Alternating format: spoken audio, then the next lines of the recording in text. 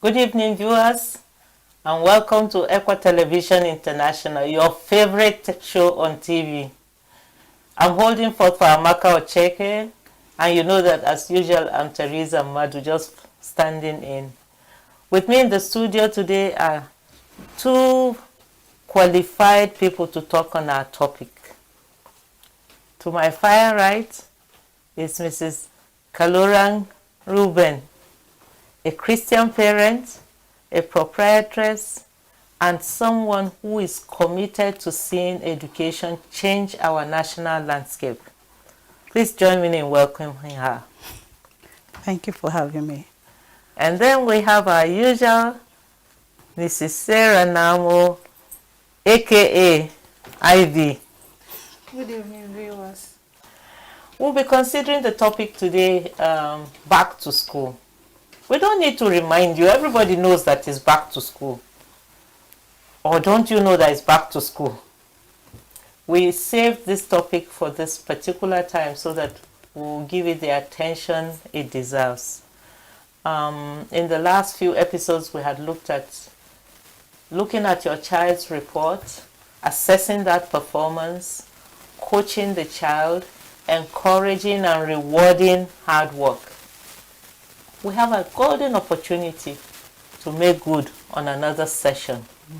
So I will be fielding the questions to our guests who are most eminently qualified to deal with this.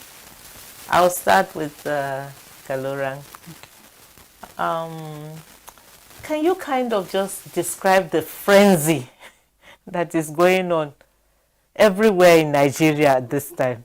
I know that there's a frenzy. Yeah, definitely. Back to school.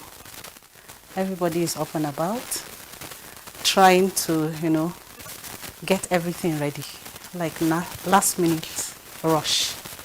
Parents, the children, the schools. In fact, I think the whole of Nigeria knows that something is happening. I think even the banks know. Yes. Everybody knows something is happening. The markets. Yes. Stores. It has a replaying reaction from the home to even the church knows that something is happening. That's right. Yes. We miss our Sunday school children. They go back at They this go time. back.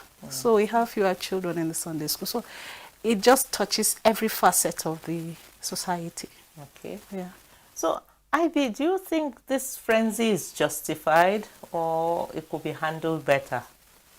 Yeah, I think it could be handled better if we prepare before now. I believe that as parents, we should start preparing for resumption from the day the children come back from school. We start preparing for resumption. If we start like that, then we'll be more at peace with ourselves. Then we won't have most of this last minute rush that usually comes with it. Okay. Like Kalorang has said, we often describe this thing as lastminute.com. It's as though we had all the time, but we wait until the last minute, and then you are bound to either make mistakes or get angry or miss certain steps. But let me take Ivy from the point of view of a parent. How should we be prepared for going back to school? Maybe you think about this from the spiritual angle and also from the physical preparations. Like I said, preparation should start from when the children returns on holiday. You start thinking, as you are looking at the results, on the result sheets they have school fees. That's where to begin. So you begin to prepare for that school fees. And How? well, there are a lot of ways you can prepare for school fees. You don't wait until, school is tomorrow, maybe 17th of September, and you know that your salary will not come until 30th or 25th, but in August, you didn't get anything ready for the school fees. It is September, you will not be calling the school to beg for extra time but if you had prepared yourself, from July, when the children come on holiday, part of July you make savings, or maybe by August you should have finished paying. Or while the children are in school, they went to school for third term, they went to school around April. You start saving for third term, which will start in September. By the time they come on holiday, possibly you have enough money stuck somewhere that you can now add a little to pay off their school fees even before they resume. So if you prepare very well, there won't be any reason for you to start begging school, especially those ones in day schools and those ones in primary school, that they will be sent out. You go to schools, children are sitting outside, some children are allowed in class, some parents will come and drop the children and run away from school. I have worked in school before. They drop the children at the gate and they zoom off. So the school will now look for a place to keep the child because the child cannot go to class. All of those things are avoidable if we prepare on time. Thank you. Kalurang, you are an educationist. How would you like to see parents prepare? And how do you recognize that this child, his or her parents have prepared for that child's return to school? Okay, based on experience, like we already have parents who have already paid for third term. Amazing. Yes, we have parents who have already paid. So like she just said, those parents prepare ahead. We have parents who will start paying in the current term before the end of the term in preparation for the next term. They actually do that. What we expect as schools is for parents to know that these children will come back to school. So if you have that at the back of your mind during the term, you can start preparing, even if it means just dropping something.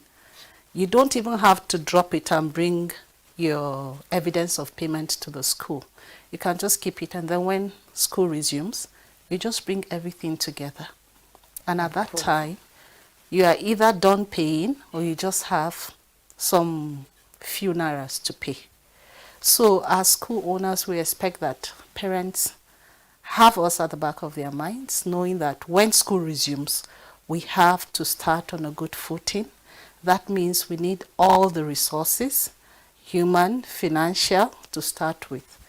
Without all of that, some schools find it very difficult to give the children the best from the onset. So it affects the end results. Okay.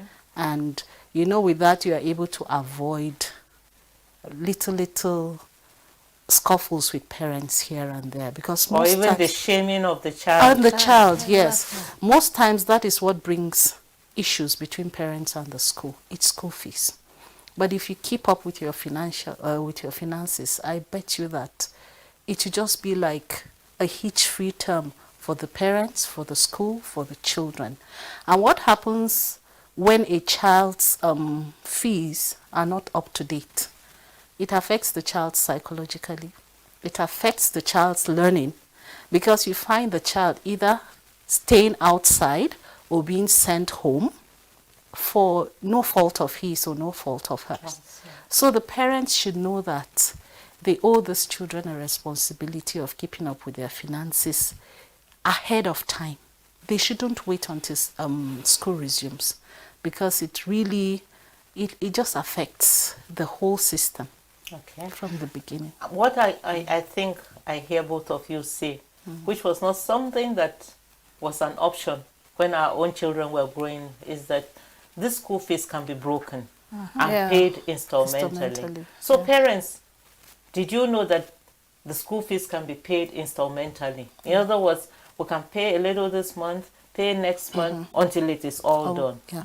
We shouldn't be under the pressure that maybe I have 3 or 4 children and I'm having to gather maybe $250,000 to pay for all of them, all 3 at once. Let's space ourselves. That's what I first hear as preparation for going back to school. I have a question I've been itching to ask. These schools, give us long list of books to buy. Very long list of books. That is where the school is not even compulsorily providing the books, and we must pay part of it. But you go to Rampam Street at this time, and parents are struggling with long lists.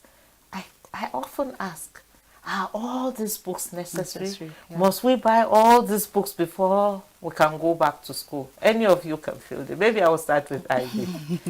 Well, it depends on what obtains in a school. I don't think a school would just write out a list of books because they just wanted to write it out. For them to write you a list of books, it means that they want those books used. So in preparation, like we said, you start preparing on time. If you have like 2-3 children, 1 or 2 is ahead of the other. Can we look back at the books of these ones and select out those that we may not need to buy? As a parent was in my house today to say, your daughter your son is through with primary school. The uniform, are they still good? I brought them out. She dusted them. She picked the good ones.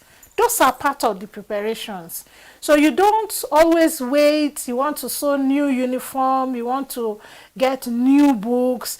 Do you have a neighbor? Do you have a friend? Do you have somebody whose children have used some of these books where you can get some of them?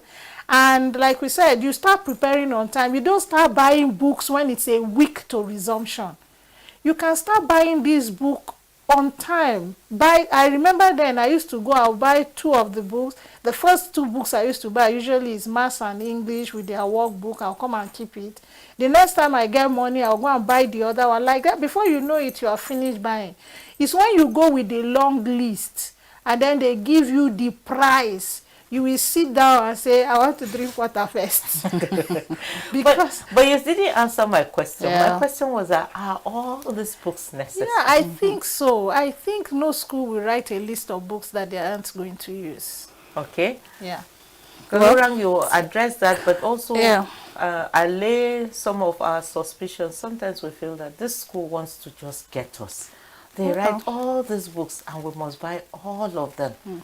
And sometimes they use only 1 or 2 chapters and then the book is done. But go ahead. Sometimes, like she said, a school will not just write a list without needing those books. But sometimes there are schools, well, I won't just say that. Sometimes they give that list, and at the end of the day, like you said, you might just find 1 or 2 pages have been used, and then the whole of the book has not been used. So in situations like that, you might find out that there are duplications.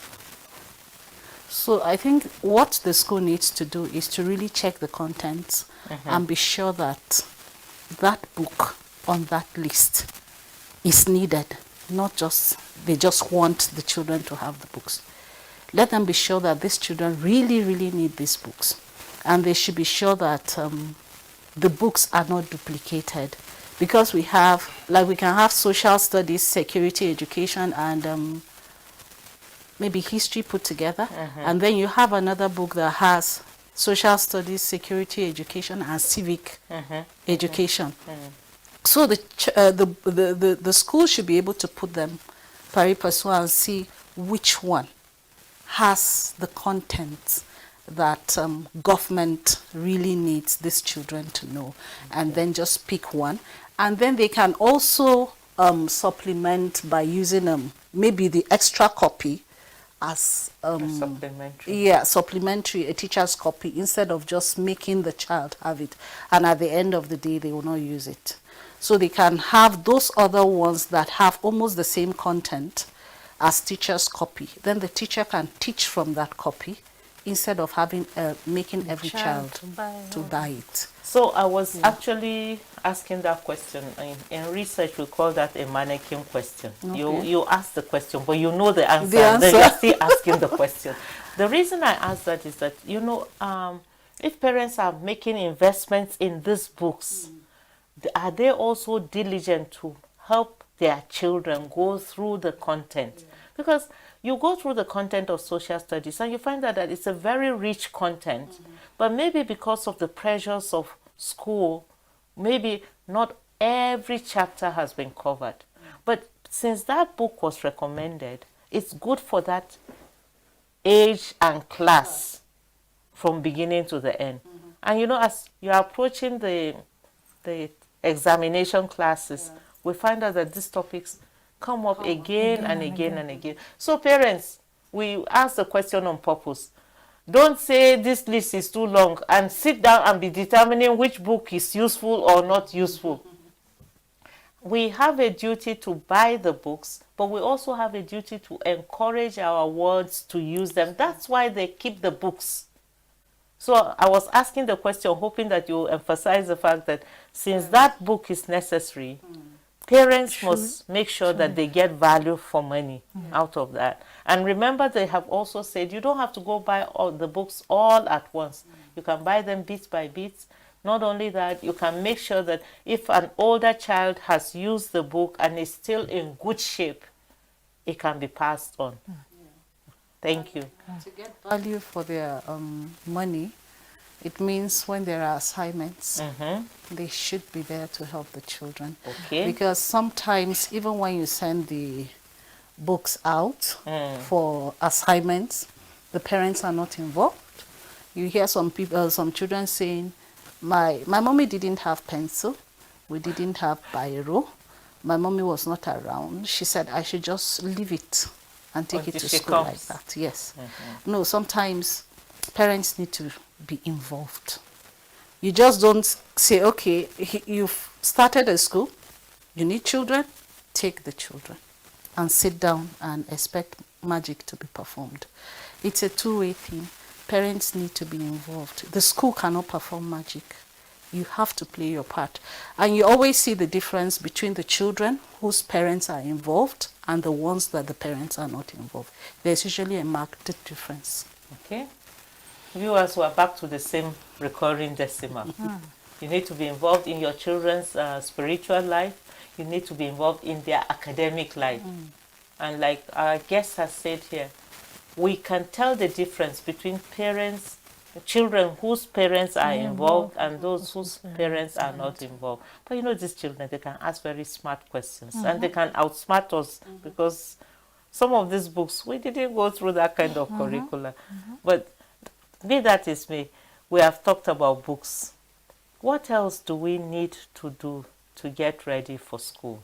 We have talked about fees, we have talked about buying the books. What else can we do as parents? Yeah, I think we can. We need to prepare the children mentally. We need to prepare them mentally, depending on which stage they are at. Is it the primary? Is it the secondary or tertiary institution? Now, for the small ones, like I've worked with, that's my area. I work with the primary section. Let the children know that school will soon resume. There are some that actually look forward to resuming. There are some that have so settled at home that they don't even want to hear the issue of school again. So we need to prepare them mentally to know that school will soon resume. This is what you're expected to do. And then we need to start rescheduling our morning activities so that the children will start getting ready for school. Like, you know, prayer time. Some Christian homes, prayer time has to revert. If you are waking up around 5 and then during the holiday you wake up around 7 or 8, you need to revert so that the children can, you know, start getting ready. The whole system is getting ready to wake up early and then prepare to get to school on time. And then they also have to be prepared, you know, for the nights too. Early to bed, early to rise. So you need to also reschedule their evening times. Eat early. If there's any break for maybe playtime, TV time, you know, you need to move it back so they can wake up early, go to bed early, and then wake up early. And then food too. Yeah. As we are going back to school, we have so relaxed at home. We eat like 247. I've heard parents complaining their food is finished. The children are eating at, you know, every opportunity they have, they are nibbling on this, nibbling on that. And when you get back to school, there are times for eating. Oh. Times for, you know, so we need to prepare them for that, to know that they won't be eating like this again because they are going back to school. And then, if possible, you can put boundaries when they eat breakfast, and then do some little house chores, depending on their ages. They can, you know, there will be snack time, you know, just introduce a little of the discipline that they will expect in school. So if you do that, I think... I'm just thinking to myself that I've already failed woefully and school is reopening next week. How long do we need to be able to prepare this mental preparation? How long? Maybe a week to 2 weeks? Yeah, I think 2-3 weeks. Is very, yes, you start preparing the child for mental preparation should start like 2-3 weeks before time, especially those who are going to boarding school. You start preparing them 2-3 weeks to time. Start telling them school is soon resuming, you know. Start getting what are the timings in school. That means, like we always say, parents have to be involved in this thing. What are your school timing? When do you wake up in school? If it's possible, can you start practicing those things at home so that when they get to school, it won't be new? A lot of schools, boarding schools, when they resume the first week, they are struggling with the children because the children have settled so much at home, and now they are back to school and they are used to waking 7 or 6 o'clock. Now you are waking them 3, 4, 5, and they are seeing the teacher as if it's wicked or the matron as if it's wicked. No. But if from home, you start getting them early up, you know, getting them to do things early, getting them to know that school will soon start reducing TV time, start reducing, in fact, start preparing, like we discussed last week, start looking at your books. You are resuming in 2 weeks. This is your new maths book. You don't have to resume before you look at it. Start looking at the maths book, take a topic and look at it. If you have questions, ask mommy or daddy or your elder ones. You know, start working. It's all part of the preparation. You have cut our holiday short. You've cut our holiday short by 2 to 3 weeks. Yeah, but the holiday is long. It's about 2 months, especially the long vacation. So you need all the time to get back to school. How many weeks do you need to play? That's not a fair question.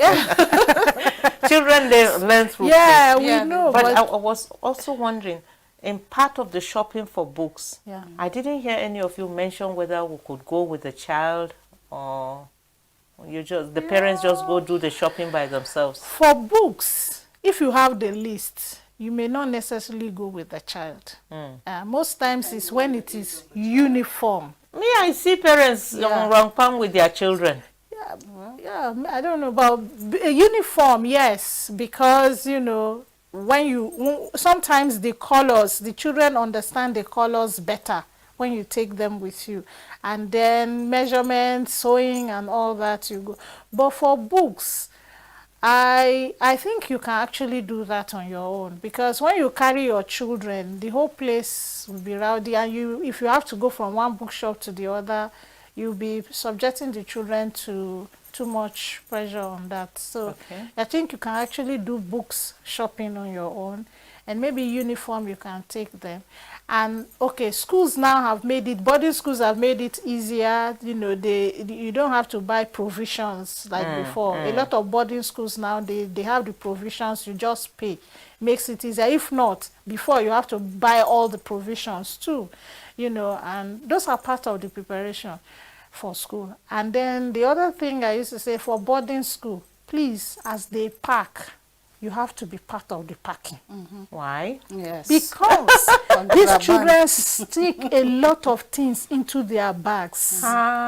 If you are not part of it, the school will soon call you to say that you saw your child with something, and you even want to say, no, my child cannot do like that. But so you have to be these children they are smart. So you have to be part of the packing. As he's putting the bag, you are looking. Excuse me, these things they are packing, are they contraband? Some What's of so them bad are. about some of the things that they are Some putting? of them are. If the school have rules, there are some things the school don't want you to bring. Children take Indomie to school. And Indomie is not allowed It's not in boarding allowed. school, yeah? Children take boiling ring to school. The hostel in Staff School got burnt. Yeah. It was a boiling ring that a student took to school. And nobody knew about it. They were using it in hiding. In fact, I understand that they opened the ceiling and connected wires because the walls, they didn't have sockets on the walls. So they went into the ceiling, removed wires, you know, and connected them and put their boiling rings. And So then didn't attend to it. and didn't attend to it. So the whole hostel got burnt. So we have to be very careful. We have to watch these children when they park. You watch them when they come from school. As they are unpacking, you know, I didn't buy this for you. Where is it coming from? And then when they are packing to go, you have to still watch. It's part of preparation for school.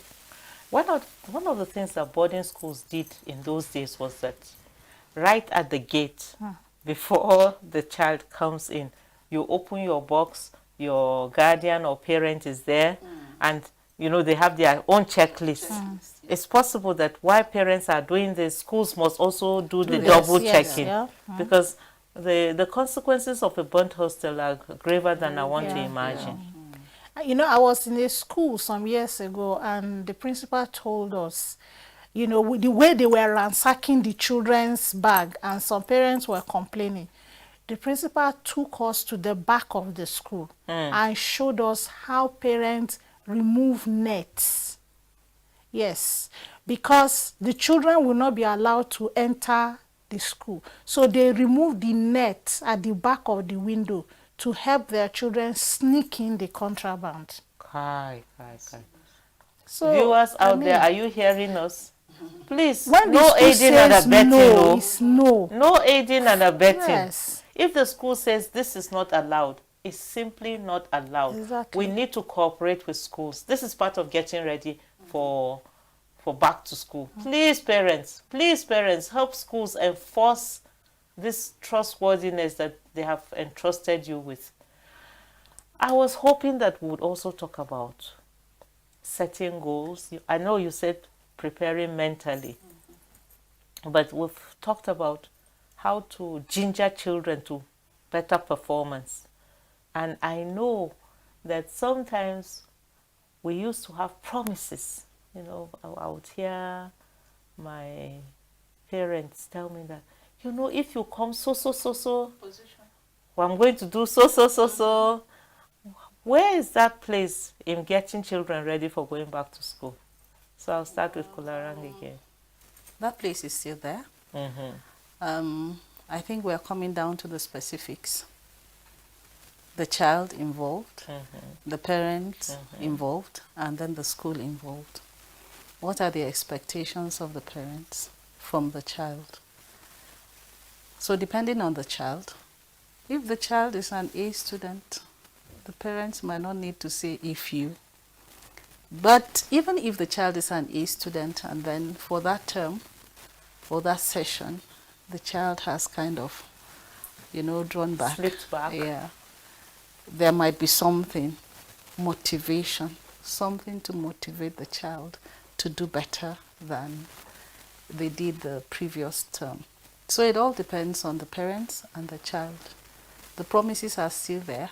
Some will come in form of maybe travel. Some will come in form of monetary allowances or something. Some will come in form of time out or time on TV or, you know, social media or something, phone. So it all depends on the child. I think the parents need to know their children well enough to know what will motivate them to perform very well. So we shouldn't sit down and be saying, if you come first, if you come second. Well, I think the goal of going to school is not the position. It's for the child to learn. They are not going there to compete for positions. I think if we can get that, into the systems of the children. It will help them learn on their own. When they see somebody doing better than them, they will be challenged.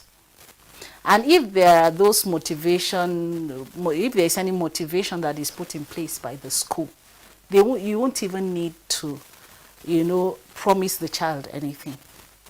It just comes naturally. The child will be challenged to do better than he did so that he can achieve that thing that other person has achieved. Like with the positions, if you have a child that is always first, and then you see what happens to the child, maybe in form of gifts from the school. I know there are people that sponsor, gifts and all of that. When you see that, you'll be motivated and challenged to do better so that you also get there. So those things help to spur the children to do well. But sometimes, like some children I know will tell you that it's not, Bill Gates was not, but he has all the money today. So why should he suffer himself, reading and stressing himself? Wealth, money does not come through education. The important thing is for him to get to know the basics and to pass without failing and all of that. So he doesn't want to be an A student. He doesn't want to collect those gifts. So even if some children they are not even moved. When you promise them, if you become first, I'll do this, or if you do well, they are not moved. Okay, they just want to go and learn. That's so all. Now you've given us two perspectives. There can be a child that will be motivated by setting goals. But there's another child that is simply not motivated at all. So what will a parent do? You have a child that is not ambitious. He's just happy to be in school. Yeah, it's not that he's not ambitious, but he doesn't see any reason. With this social media, these children know so much. That is why a child will come and say Bill Gates was this. So why should he read? He dropped out of school, and today he's one of the richest. But so if he needs money, it's not by education. But that Bill Gates worked very, very hard. So they're working hard in school. That's it. And they'll tell you some people are just footballers and they're making money. And they work hard too. So that's the hard work. So the important thing is for the parents to identify the strengths of those children. Yeah, that's another aspect. Identify where your child's strengths are and see how you can encourage that child to, to kind of gear their strength in achieving what that goal is that you will get at the end of whatever he's doing, depending on where his strength is.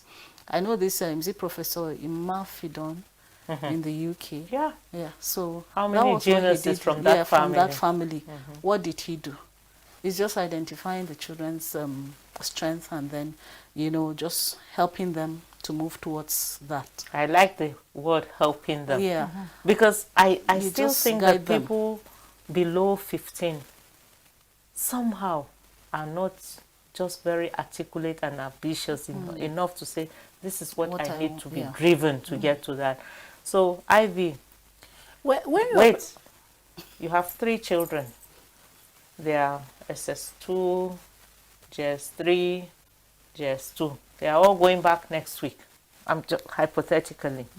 What would you say to them? How would you encourage them based on what Kalorang has said about just helping them rise to be their best?